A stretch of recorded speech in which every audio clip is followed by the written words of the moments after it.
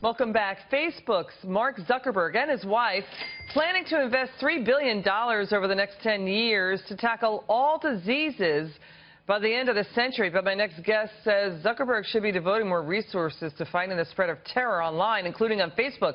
With me now is former intelligence officer and Fox News military analyst, Lieutenant Colonel Bill Cowan. Good to see you, Lieutenant Colonel.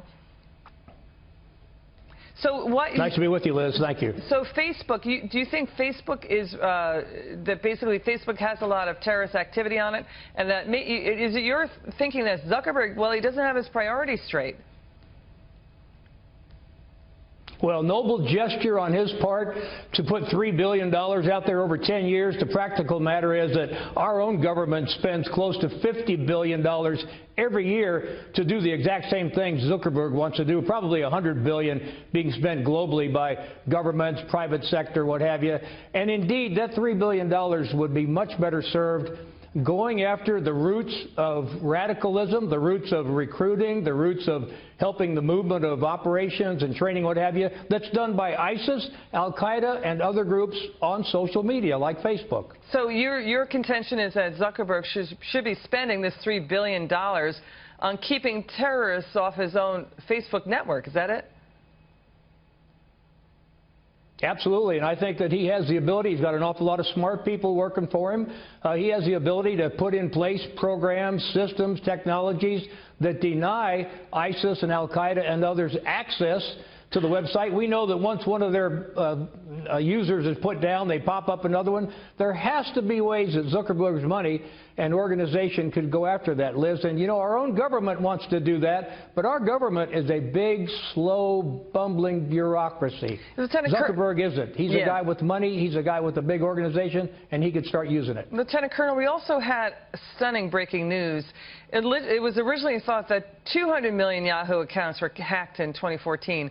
It's more than double that, nearly half a billion accounts, 500 million accounts that Yahoo hacked. That's half its user base. And the company is now saying, Lieutenant Colonel, that a state-sponsored actor, meaning a foreign government, was behind it. And, you know, what was taken and stolen were names, email addresses, birthdays, telephone numbers. So, first of all, who do you think is behind this? Who do you think could be responsible for this theft? And do you think it's more reason that Silicon Valley should help fight hacks and you know, fight terror?